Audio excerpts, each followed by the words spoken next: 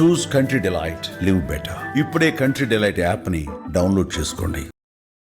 నిన్న రేవంత్ రెడ్డి గారు అంటే ఎంత మరుగుజ్జు మనస్తత్వం అంటే కేసీఆర్ గారు 7ంటికి ప్రెస్ మీట్ అయితే ఆయన 9 గంటలకు రాత్రి 9:30కి ఇంట్లో చిట్చాట్ పెట్టడం అంటేనే ఆయన ఎంత సంకుచిత మనస్తత్వంతో ఎంత మరుగుజ్జు మనస్తత్వంతో ఆయన గారు ముఖ్యమంత్రి పనిచేస్తుండో మనకు అర్థమవుతా ఉంది. సరే, అది ఆయన విజ్ఞత, ఆయనకు వదిలేస్తాం. ఇప్పుడు కేసీఆర్ గారి వ్యక్తిత్వం ఏమో హిమాలయాల పర్వతాలంత ఎత్తుగలిగిన వ్యక్తిత్వం కేసీఆర్ గారిది. రేవంత్ రెడ్డిది ఏమైపోయిందంటే ఒక మరుగుజ్జు మనస్తత్వం, సంకుచిత భావాలు కలిగినటువంటి వ్యక్తి. కేసీఆర్ గారు నిన్న ఒక స్టేట్స్మెన్ లాగా మాట్లాడారు. కానీ రేవంత్ రెడ్డి గారు నిన్న చిట్చాట్ రూపంలో మాట్లాడింది ఎట్లుందంటే ఒక స్ట్రీట్ రౌడీ లాగా మాట్లాడినట్టున్నది. సో ఒక గల్లీ గుండా ఓ దాదా మాట్లాడినట్టుగా ఒక స్ట్రీట్ రౌడీ లాగా రేవంత్ రెడ్డి గారు మాట్లాడారు. ఇంత చిల్లరగా మాట్లాడతారా? ఆయన కేసీఆర్ గారు చాలా గొప్పగా ఆయన మాట్లాడుతూ ఒక మాట అన్నారు, తెలంగాణకు నొక్కుబడనీయను అన్నాడు. తెలంగాణకు నొక్కుబడనీయను అని కేసీఆర్ గారు అంటే ఈ ముఖ్యమంత్రికి, ఈ సాగునీటి మంత్రికి ఎందుకంత నొప్పి కలిగిందో నాకు అర్థమవుతలేదు. ఎందుకంటే తప్పు చేసింది కనుక మీకు నొప్పి కలిగింది, రాష్ట్రానికి మీరు అన్యాయం చేసింది కనుక, సురుకు దలిగింది కనుక, మీరు సమాధానం లేదు కనుక ఫ్రస్ట్రేషన్లో ఆ చిల్లర మాటలు మాట్లాడినారు. కేసీఆర్ గారి వ్యాఖ్యలతో రేవంత్ రెడ్డి తెలంగాణ ద్రోహిగా నిన్న స్పష్టంగా రాష్ట్ర ప్రజల ముందు కేసీఆర్ గారు నిలబెట్టారు. ఉత్తమ్ కుమార్ రెడ్డి గారు ఉత్తర కుమారుడుగా నిన్న తేలిపోయినటువంటి పరిస్థితి. ఇప్పుడు అనేక అంశాలు మాట్లాడిన నిన్న కేసీఆర్ గారు. అరే, మేమున్నప్పుడు ఫస్ట్ క్యాబినెట్లోనే 2,000 రూపాయల పెన్షన్ ఇస్తామంటే ఇచ్చి చూపినాం. మరి నీ 4,000 పెన్షన్ ఎందుకు ఇస్తలేవు? ప్రజలకు బాండ్ పేపర్ మీద రాసిచ్చినావు కదా, గ్యారంటీ కార్డు ఇచ్చినావు కదా, 2 ఏళ్ళు అయిపోయింది, 4,000 పెన్షన్ ఏమైందని కేసీఆర్ గారు అడిగారు. దానికి సమాధానం చెప్పిండ్రా మీరు? ఎందుకు ఆ చిల్లర మాట్లాడుతున్నారు? మహిళలకు మహాలక్ష్మి 2,500 ఇస్తామన్నారు, ఇంకెప్పుడు ఇస్తారు? 2 ఏళ్ళు అయిందని ప్రధాన ప్రతిపక్ష నాయకుడిగా వారు లేవనెత్తారు. What is the answer?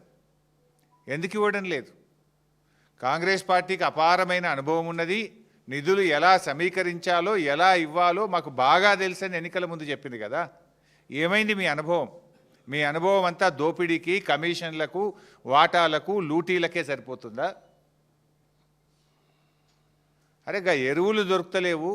BRS ఉన్నప్పుడు ఆటో డ్రైవర్కి ఫోన్ చేస్తే ఇంటికాడ ఎరువుల బస్తాలు దించిపోయినరు, బాయికాడ దించిపోయినరు. కాంగ్రెస్ వచ్చినాక మళ్ళీ చెప్పుల లైన్లో పెట్టే పరిస్థితి వచ్చింది. మళ్ళీ యాపులేంది, మ్యాపులేంది, రైతులను ఎందుకు గోసబెడుతున్నారు అని కేసీఆర్ గారు మాట్లాడారు. దానికి సమాధానం ఏది? అరే, ఫార్మాసిటీ అనేటువంటిది ఎందుకు, దాని ఇంపార్టెన్స్ ఏందో కేసీఆర్ గారు చెప్పారు. నగరంలో ఉన్నటువంటి జీడిమెట్ల కానీ అనేక రసాయనిక పరిశ్రమలు ఉన్నాయి, వాటన్నిటిని అక్కడ తరలించడానికి 5 ఏళ్ళు కష్టపడి చేసినాం. నీ ఇష్టం వచ్చినట్టు రియల్ ఎస్టేట్ వ్యాపారం చేయడం కాదు, హైదరాబాద్ ప్రజల శ్రేయస్సు కోసం ఫార్మాసిటీని అక్కడికి పెట్టాలనుకున్నాము అని చెప్పిండ్రు. దాని మీద ఏది మీ ఆన్సర్? ఏది? ఆయనేమో ఒక స్టేట్స్మెన్ లాగా ఈ రాష్ట్ర ప్రయోజనాల కోసం, ఈ హైదరాబాద్ ప్రయోజనాల కోసం కేసీఆర్ గారు మాట్లాడారు. కానీ రేవంత్ రెడ్డి గారిది అంత సొల్లు మాటలు, ఆర్థిక అరాచకత్వం బీఆర్ఎస్ పాలనలో అని నిన్న రేవంత్ రెడ్డి గారు మాట్లాడినారు. అరే, నిన్నగాక మొన్న నువ్వు గ్లోబల్ సమ్మిట్ పెడితే గ్లోబల్ సమ్మిట్కి వచ్చిన టోనీ బ్లేర్, బ్రిటిష్ మాజీ ప్రధానమంత్రి గారు ఏం చెప్పిన రేవంత్ రెడ్డి గారు? ఒకసారి వీడియో పెట్టుకొని చూడు, మర్చిపోతే. ప్రముఖ ఆర్థిక రంగ నిపుణులు, ఆర్బీఐ గవర్నర్ గౌరవనీయులు సుబ్బారావు గారు ఏం చెప్పినరు? ఒక్కసారి ఆ వీడియో చూడు.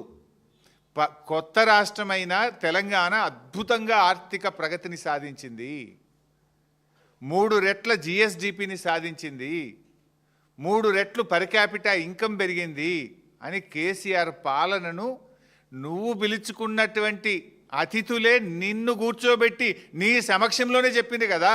ఇంకా సిగ్గు లేకుండా ఏం మాట్లాడుతున్నావు? కేసీఆర్ గారు ఆర్థికంగా ఈ రాష్ట్రాన్ని పరిపుష్టిని సాధించారు. జిఎస్డిపి గ్రోత్ రేట్లో, పర్ క్యాపిటా గ్రోత్ రేట్లో దేశానికే మార్గదర్శకంగా ఈ తెలంగాణను నిలిపారు కేసీఆర్ గారని ఇలా ప్రపంచవ్యాప్తంగా పేరుగాంచిన టోనీ బ్లేర్ చెప్పిండ్రు, ఈ దేశంలో పేరుగాంచిన దువ్వూరి సుబ్బారావు గారు చెప్పిండ్రు. నువ్వు దోలుకొచ్చుకున్న గెస్ట్లే చెప్పిండ్రు. నువ్వు మాట్లాడేది నిజమా? ఆ ప్రముఖ ఆర్థిక రంగ నిపుణులు మాజీ ప్రధాని చెప్పేది నిజమా? ఎందుకు ఆ చిల్లర మాటలు మాట్లాడతావు? రాష్ట్రం పరువు తీయకు రాజకీయాల కోసం. ఈ రాష్ట్రం గొప్పగా ఉన్నది ఆర్థికంగా అని మాజీ ప్రధాని, మాజీ ఆర్బీఐ గవర్నర్లు ఒకవైపు కితాబిస్తుంటే నువ్వు రాజకీయాల కోసం ఎందుకు ఈ చిల్లర మాటలు మాట్లాడుతున్నావు? రాష్ట్ర ప్రజల పరువును ఎందుకు తీస్తున్నావు? రాష్ట్రం యొక్క గౌరవాన్ని ఎందుకు దెబ్బతీస్తున్నావు? రాష్ట్ర ప్రగతిని ఎందుకు దెబ్బతీస్తున్నావు అని అడుగుతా ఉన్నా.